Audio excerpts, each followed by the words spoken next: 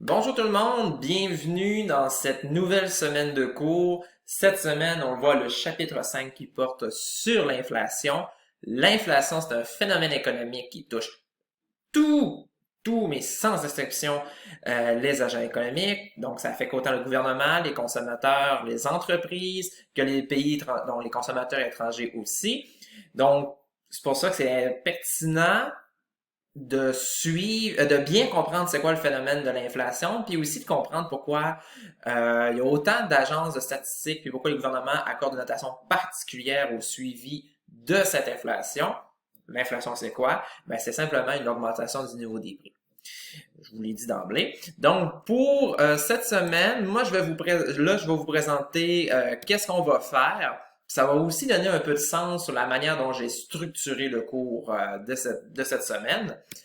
Pour pouvoir parler d'augmentation du niveau des prix et d'inflation et ses conséquences, ses applications, on va devoir comprendre d'abord et avant tout c'est quoi l'IPC.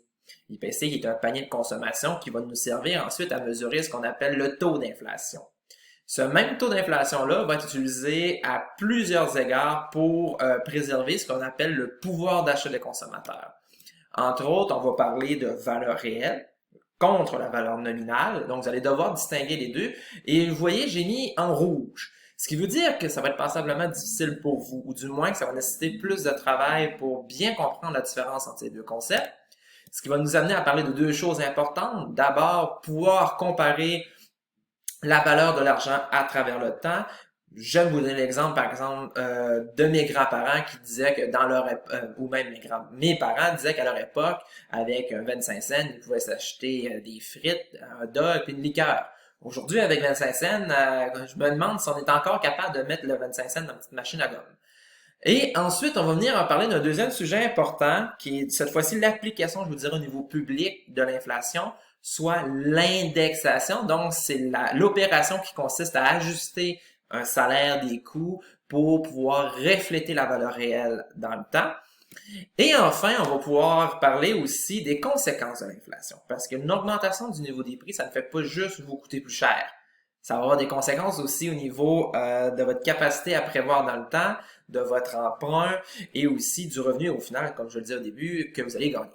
Puis on va parler d'un phénomène extrême qui existe encore aujourd'hui, puis d'actualité, je vous dirais, soit le phénomène d'hyperinflation. Puis pour ça, je vous ai mis une petite capsule vidéo qui explique le cas du Venezuela. Venezuela qui est pris depuis, je vous dirais peut-être de 5 à 6 ans dans une situation d'hyperinflation qui est désastreux pour l'économie. Donc voilà pour le plan de la séance. Ce que vous devez faire cette semaine, oups, pardonnez-moi, je vais juste me décaler un peu, voilà. Ce que vous devez faire, d'abord, évidemment, si vous êtes en train de consulter ma capsule vidéo, c'est que vous avez commencé par voir votre plan de travail. C'est une excellente idée. Pourquoi je réinsiste là-dessus à cette étape-ci du cours, c'est que plusieurs ne consultent pas leur plan de cours, ce qui peut occasionner certains problèmes. Ensuite, vous devez lire le chapitre 5 qui est constitué à peu près d'une vingtaine de pages, chapitre très court, et j'insiste, consultez les vidéos explicatives dans lesquelles je prends un peu plus de temps avec vous, comme si j'étais en classe pour vous montrer comment calculer, par exemple, le taux de chômage, mais aussi les valeurs à travers le temps. Et évidemment, chose qui est primordiale, faites les exercices tant en ligne sur le portail que ceux que je vous mets dans Moodle et ceux de votre manuel. C'est une condition, je dirais, importante au succès de votre cours. Et évidemment, vous avez un quiz en ligne encore à faire avant mercredi le 18 novembre à 23h59.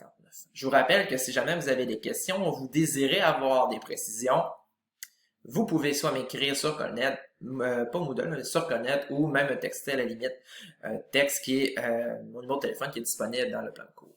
Donc sur ça, je vous souhaite une excellente semaine et à bientôt.